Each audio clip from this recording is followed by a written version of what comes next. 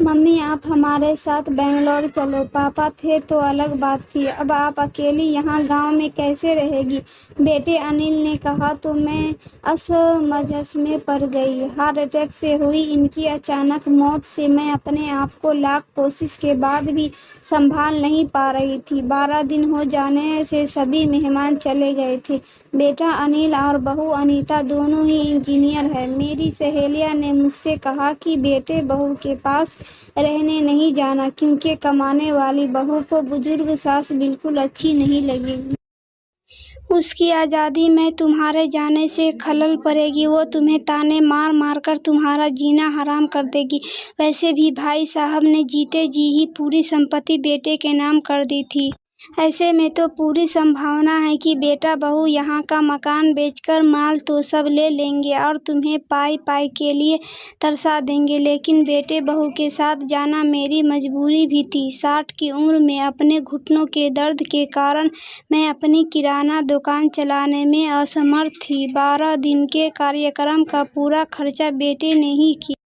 लेकिन छोटे मोटे खर्च के लिए बेटे के आगे हाथ फैलाना मुझे ठीक नहीं लगा और जो थोड़े बहुत पैसे हमने जमा कर रखे थे वे खर्च हो गए। अब हालात ये थे कि मेरे पास 100 रुपये भी नहीं थे। असमंजस में मैं अनिल को कोई जवाब नहीं दे पाई। इतने में अनीता ने कहा, मम्मी जी बताइए कि कौन कौन सी साड़ियाँ रखनी है, मैं आपकी सूटकेस पैक कर देती हूँ। अनीता के ऐसा कहने पर मैं कुछ बोल नहीं पाई और चुपचाप इन लोगों के साथ बेंगलोर आ गई। अनिल और अनीता दोनों ही मेरा पूरा ख्याल रखते हैं। सभी साथ ही में खाना खाते। अनीता मेरी पसंद के हिसाब से खाना बना देती है। दोनों की यही कोशिश रहती कि मुझे इनकी याद न सताए, मैं खुश रहूं। 8 साल का पोता चिंटू तो दादी माँ कहकर मेरे आगे पीछे घूमते रहता।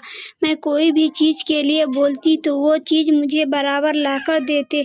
ये सब देखकर मेरे मन को बहुत शांति मिल रही थी। मैं सोचने लगी कि लोग बेवजह ही आजकल के बच्चों को बदनाम करते हैं कि वे लोग बुजुर्ग माँ बाप की कद्र नहीं करते। खासकर यदि बहू कमाने वाली हो तो वो सास को नौकरानी ही समझने लगती है। अनीता भी तो कमाती है, लेकिन कितने अच्छे से घर और दफ्तर दोनों संभालती है। कभी कोई ताना नहीं मारती। वो तो मुझे ही लगता है कि वो ऑफिस और घर दोनों जगह का काम कर थक जाती होगी, इसलिए मैं ही थोड़ा बहुत काम कर लेती हूँ।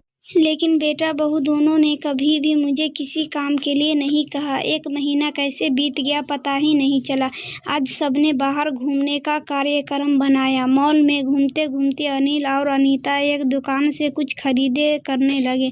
मैं और चिंटू थोड़ा आगे निकल गए। आइसक्रीम की दुकान पर चिंटू ने कहा, दादी माँ मुझे आइसक्रीम खानी है। मेरे ऊपर तो मानो बिजली गिर गई, क्योंकि मेरे पास तो पैसे थे ही नहीं। इतने दिनों में पैसों की कोई ज़रूरत महसूस भी नहीं हुई थी। अब क्या करूं? मेरा उतरा हुआ चेहरा देखकर चिंटू ने फिर कहा, दादी माँ प्लीज़ ले दीजिए ना।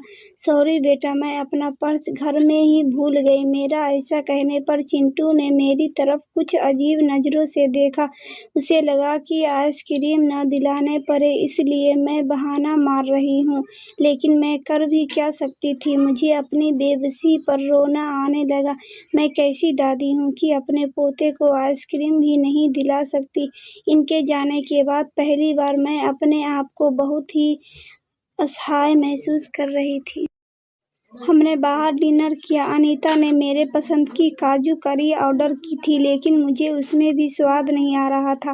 घर आने पर थोड़ी देर सभी ने टीवी देखी। अनिल सोने चला गया और अनीता चिंटू के कमरे में गई ताकि मच्छर की टेकिया लगाकर उसे ब्लैंकेट आदि देकर सुला दे। मैं भी अपने कमरे में सोने जाने लगी। इतने में मुझे चिंटू की आवाज़ सुनाई दी, मम्मी दादी माँ बहुत ही कंजूस है, ऐसे कैसे बोल रहा है। हाँ मम्मी, आज मॉल में घूमते वक्त मैंने दादी माँ को आइसक्रीम दिलाने कहा तो उन्होंने कहा कि वे अपना पर्स घर में ही भूल आई।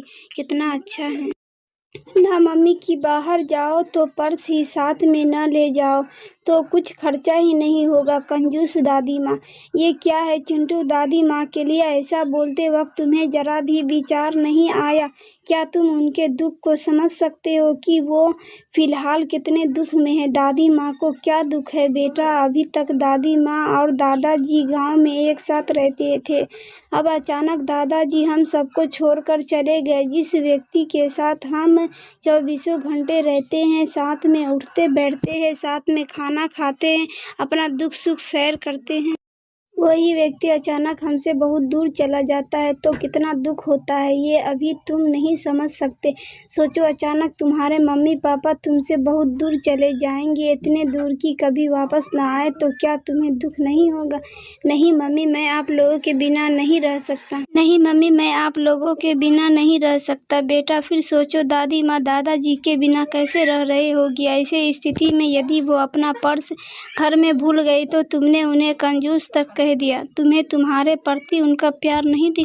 जब भी तुम्हें स्कूल से आने में 5-10 मिनट की भी देरी हो जाती है तो वो लगातार बालकनी में खड़े होकर तुम्हारा रास्ता देखती रहती है। उस दिन उनके घुटनों में बहुत दर्द होने के बावजूद तुम्हारे कहने पर उन्होंने तुम्हारी मनपसंद मेथी मटर मलाई बनाई थी। इसलिए बेटा, किसी के लिए कोई भी राय बनाने से पहले उस व्यक्ति के दृष्टिकोण से भी सोचना चाहिए। सॉरी मम्मी, ये वार्तालाप सुनकर मुझे अपनी बहू पर बहुत गर्व हुआ। उसकी जगह यदि मैं होती तो शायद मैं भी अपने बेटे को इतने अच्छे से नहीं समझा पाती। सुबह अनिल ऑफिस चला गया और चिंटू स्कूल।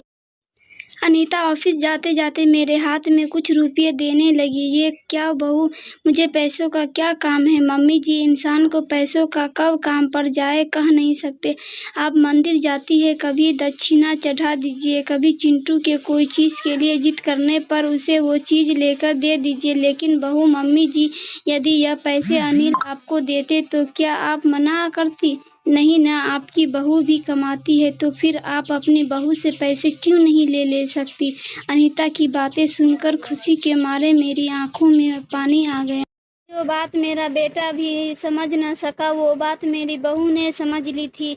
मैं ईश्वर से प्रार्थना करने लगी कि मेरे जैसे बहू को सबको दे। लोग बेवजह ही कुछ कमाने वाली बहुओं को दुर्व्यवहार को देखकर सभी कमाने वाली बहुओं पर लांछन लगाते हैं कि वे तुन का मिजाज और घमंडी होती है। सास ससुर उनको बिल्कुल अच्छे नहीं लगते। आदि कुछ बहुएं अनीता जैसी समझदार, सुलझे विचारों वाली, बड़ों का सम्मान करने वाली भी होती है। आज अनीता ने कमाने वाली बहू के बारे में मेरी आंखों पर परा पर्दा हटा दिया।